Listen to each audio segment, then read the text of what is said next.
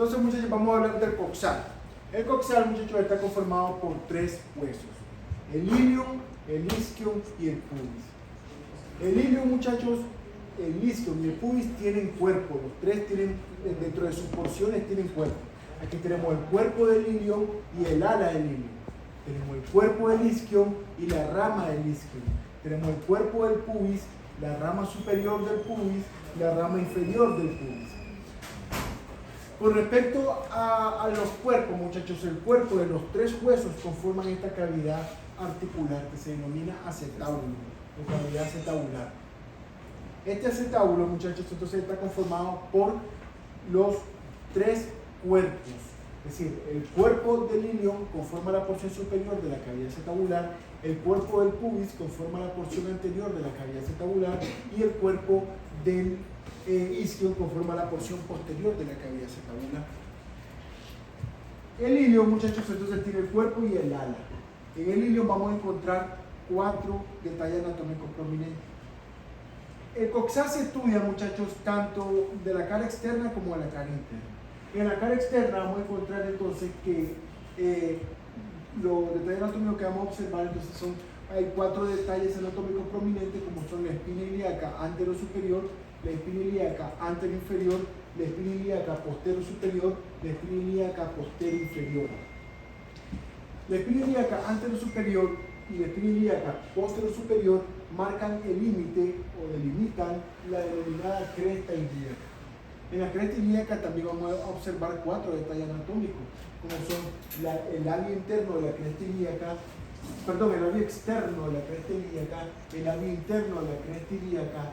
El sitio de mayor elevación entre los 2 labios se denomina línea intermedia y finalmente encontramos el tubérculo de la cresta. Son 4 detalles anatómicos: labio externo, labio interno, línea intermedia y tubérculo de la cresta. Entre la espina ilíaca antero-superior y la espina ilíaca antero-inferior vamos a encontrar esta pequeña incisura que no es tan prominente, que se denomina incisura ilíaca, ¿verdad? En la región posterior, muchachos, y conformado tanto por el ilium como el isquium, vamos a encontrar esta escotadura que se llama escotadura asiática mayor, de la que vamos a estar hablando ahorita en un momento, cuando comencemos a hablar del isquium. Entonces, en la cara externa, muchachos, ¿verdad? Vamos a encontrar 3 detalles anatómicos que son las 3 líneas glúteas, importantes para las inserciones musculares de la musculatura de la región pélvica o la región glútea. Tenemos la línea glútea posterior, que sirve para la inserción del músculo glúteo mayor, la línea glútea anterior, que también funciona como inserción, y en el espacio comprendido entre la línea glútea posterior y la línea glútea anterior se inserta el músculo glúteo mediano. Y tenemos la línea glútea inferior, que también funciona para inserciones musculares. Entre la línea glútea anterior y la línea glútea inferior se inserta el músculo glúteo menor. Entonces tenemos línea glútea posterior, línea glútea anterior y línea glútea inferior. En la cara interna, muchachos, vamos a encontrar esta fosa que se denomina fosa ilíaca.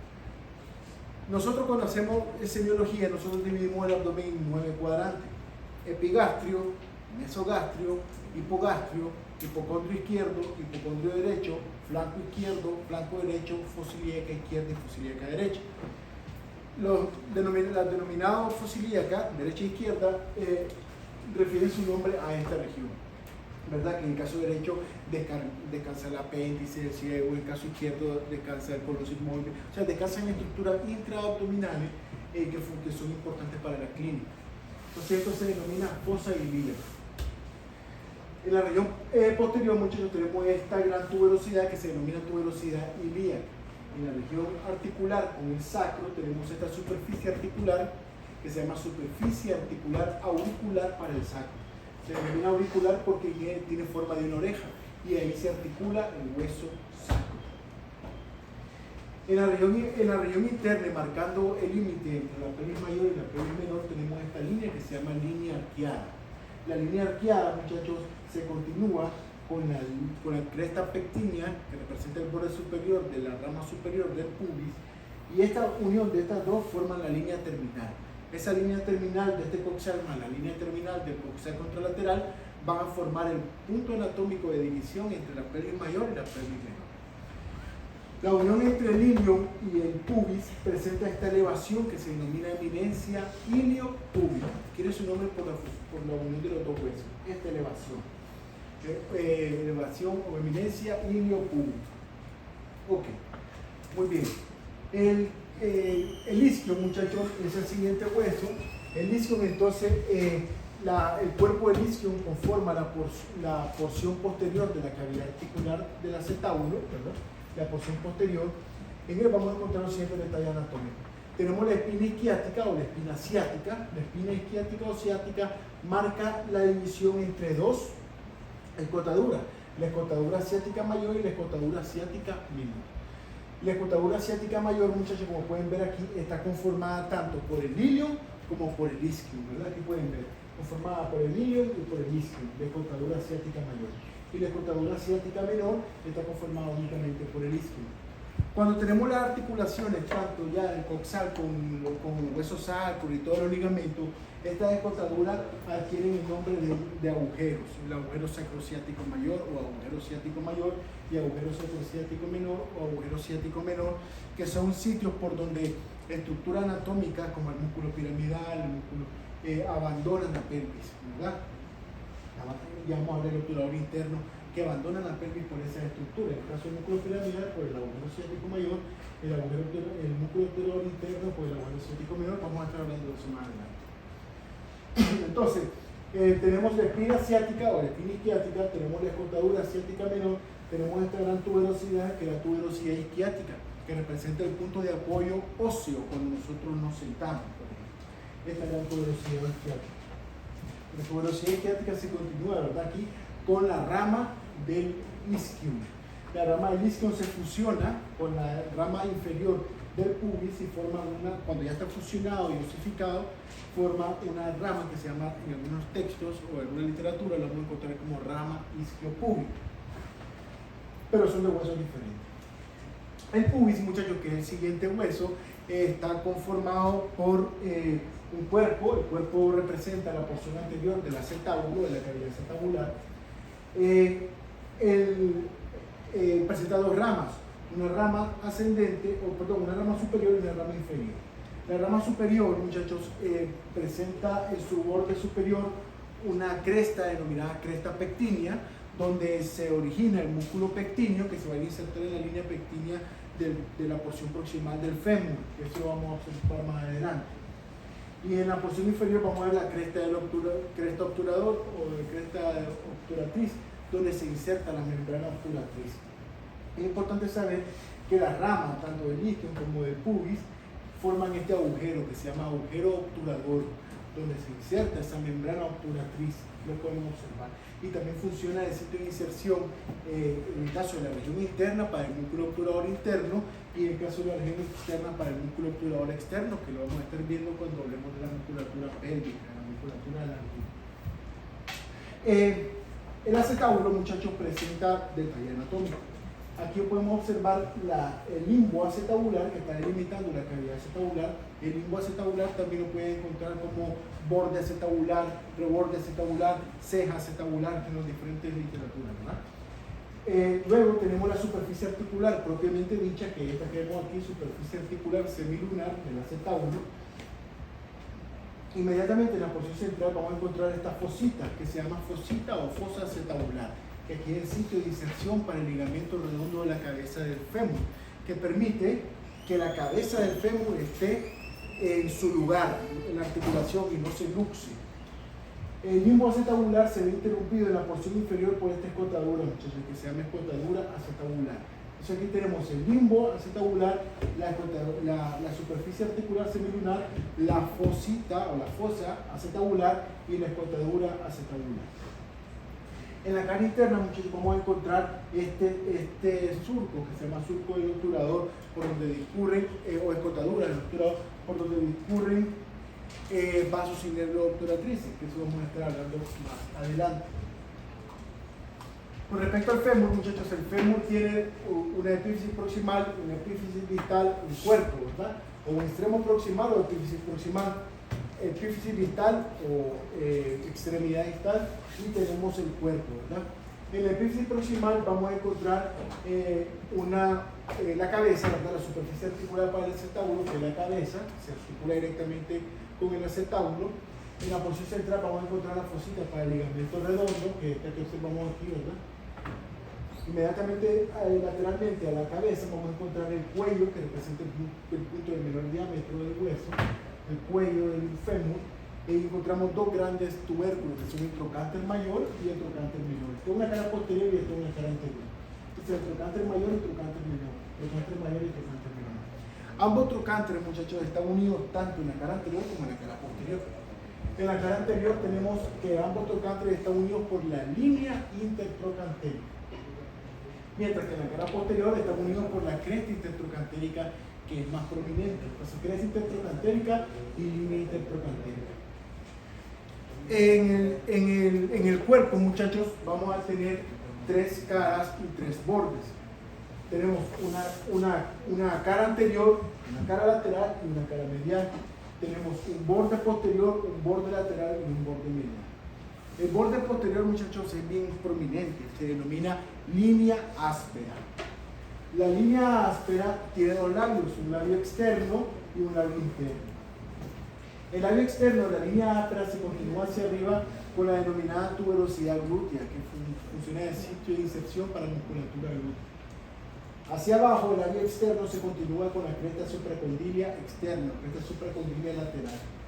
El labio interno se continúa hacia arriba con la línea pectínea, que es el punto de inserción para el músculo pectíneo, que también se inserta en la cresta pectínea. Recuerden, el borde superior de la rama superior del pubis. Hacia abajo, el labio interno se continúa con la cresta supracondilia medial o interna. Ambas crestas supracondilias más esta línea, que se llama línea intercondilar, delimitan la cara poplitea, que representa el piso del hueco o la fosa poplitea, del que vamos a estar hablando más adelante. Entonces, en algunos libros ustedes pueden encontrar que describen esta cara como una cara posterior del fémur, que solo se observa en el tercio distal de la porción posterior del hueso. Pero nosotros lo vamos a describir con objetivo de mejor comprensión como cara poplitea. Ok. En el epífisis distal, muchachos, entonces tenemos en la cara posterior la cara poplitea, tenemos los dos cóndilos, el cóndilo lateral y el cóndilo medial. Para ayudarnos a reconocer qué cóndilo es cóndilo, qué cóndilo es medial y qué cóndilo es lateral, el cóndilo medial vamos a encontrar el tubérculo del tercer aductor, que es sitio de inserción para el músculo aductor mayor o el tercer aductor, ¿verdad? En medio de los dos cóndilos vamos a encontrar esta fosa que se denomina fosa intercondilia. La fosa intercondilia está delimitada superiormente por la línea intercondilia. Entonces, la línea intercondilia más la cresta supracondilia lateral más la cresta supracondilia medial forman los límites de la cara poplitea. Esa es una pregunta de prueba, ¿sabes? En la cara anterior vamos a encontrar la cara patelar o cara rotuliana, también denominada tróclea femoral, que es donde se articula la cara posterior de la patela. La cara posterior de la patela que funciona, que tiene su superficie articular, ¿verdad? Que la podemos observar. La patela está en un hueso sesamoideo, el hueso sesamoideo más representativo. Tiene el borde superior, que también es denominado base, y dos bordes, uno lateral y uno medial, que se juntan en un vértice. Entonces tiene una base y un vértice. Una cara anterior que no es articular y que presenta todas estas estrías longitudinales que funcionan de inserción para el ligamento o el tendón de inserción del músculo cuádriceps femoral, que adquiere su nombre como tendón rotuliano también, porque la patela se encuentra inmersa en ese tendón. La cara posterior sí es articular y está dividida por una cresta redondeada en una superficie articular externa que es más grande y una superficie articular interna que es más pequeña, ¿verdad? Y que se articulan con la tróclea femoral, con la cara rotuliana o poplitea del fémur. En el caso de la tibia, muchachos, la tibia igual es un hueso largo, presenta una epífisis proximal, una epífisis distal y un cuerpo. En la epífisis proximal, muchachos, vamos a encontrar los dos cóndilos, un cóndilo lateral y un cóndilo medial, que se articulan con los cóndilos laterales y mediales respectivamente de la epífisis distal del fémur. Entonces, el cóndilo lateral, muchachos, vamos a encontrar esta superficie articular, que es la superficie articular para el peroné, la fíbula, ¿verdad? En la porción inferior del cóndilo lateral. Si nosotros vemos una vista superior de los cóndilos de la epífisis proximal de la tibia, vamos a encontrar que tenemos un cóndilo externo o lateral y un cóndilo medial. Entre los dos cóndilos vamos a encontrar esta eminencia que se llama eminencia intercondilio, que está conformada por los tubérculos intercondilio medial y el tubérculo intercondilio lateral. Hacia adelante de la eminencia intercondilia vamos a tener una zona que se llama zona o área intercondilar anterior, y en la región posterior zona o área intercondilia posterior. También vamos a observar en la epífisis proximal la tuberosidad tibial. Aquí la podemos observar, la tuberosidad tibial. Entonces, si continuamos nuestro descenso, vamos a encontrar en la cara posterior esta línea que se denomina línea oblicua o línea del sóleo, que funciona de inserción para el músculo sóleo, ¿verdad? Que es parte de los músculos que forman el tríceps sural, de lo que vamos a estar hablando cuando hablemos de musculatura de la pierna. La tibia tiene tres bordes en su cara. Un borde anterior que es subdérmico, ¿verdad? Que forma la denominada espinilla. Un borde anterior que se extiende desde la tuberosidad tibial hasta el maléolo interno, ¿verdad? Un borde lateral y un borde medial. En la tibia, el borde lateral representa el borde interóseo, donde se inserta la sindesmosis tibio-peronea o la membrana interósea entre la tibia y el peroné. Presenta tres caras, una cara posterior, una cara lateral y una cara medial. En la cara posterior vamos a encontrar la línea del suelo. La epífisis distal, muchachos, va a presentar en la región externa la superficie articular para el peroné, ¿verdad? También, entonces tenemos dos superficies articulares para el peroné, uno en el cóndilo lateral y otro en la epífisis distal, ¿verdad? En la cara tenemos entonces el tubérculo, este que vemos aquí, vemos el surco que va a delimitar los músculos tensores de los dedos del pie, que vamos a hablar después, pero de la musculatura posterior del pie, vamos a hablar de eso después. Y en la porción inferior vamos a observar la cara tarsiana, la superficie articular para el astrágalo del tarso. Aquí lo podemos ver. Estos son los huesos del tarso. Entonces, tenemos la superficie articular para el astrágalo, tenemos el maléolo medial en el caso de la tibia y el maléolo lateral en el caso del peroné. Aquí lo podemos observar. Entonces, el peroné. Continuamos con el peroné. El peroné igual, disculpen, no tengo una imagen del peroné, pero el peroné en su epífisis proximal tiene 4 detalles anatómicos, que es la cabeza, la superficie articular, ¿verdad? La cabeza del peroné, la superficie articular para el cóndilo lateral de la tibia. Tenemos el vértice del peroné y el cuello del peroné. Eso es lo que podemos observar. El cuerpo igual tiene tres bordes y tres caras, un borde anterior, un borde lateral y un borde medial. El borde medial del peroné es el borde interóseo, donde se inserta la sindesmosis radiocubital. Y presenta tres caras, una cara posterior, una cara lateral y una cara medial. En la epífisis inferior del peroné conforma el maléolo lateral del tobillo, que llega 1 centímetro aproximadamente por debajo del maléolo medial de la tibia. Y en él se encuentran dos superficies articulares. Una superficie articular para el astrágalo y una superficie articular para la tibia. Eso con respecto al peroné. Con respecto a los huesos del tarso, muchachos, vamos a observar que los huesos del tarso están conformados por el astrágalo, el calcáneo, el navicular, el cuboides y los tres cuniformes. Cuniforme medial o primer cuniforme, aquí lo vamos a observar, cuniforme medial o primer cuniforme, cuniforme intermedio o segundo cuniforme y cuniforme lateral o tercer cuniforme. Entonces aquí vemos el astrágalo, este es el calcáneo, este es el cuboides, este es el navicular, este es el cuboides y las tres cuñas. Cuniforme medial, cuniforme interno o primer cuniforme intermedio o segundo cuniforme y el cuniforme lateral o tercer cuniforme. Los huesos del tarso, igual que los huesos del carpo, están enumerados del 1 al 5. En sus extremidades son denominadas base, cuerpo y cabeza. Por lo tanto, la cabeza todos los huesos tarsianos se articulan con la base de las falanges proximales de los dedos. El primer dedo solo presenta una falange proximal y una falange distal. El resto de los dedos presentan una falange proximal, medial y distal. Y todos se encuentran como una base, o se denominan base, cabeza y el cuerpo que se encuentra, que es la diáfisis de estos huesos.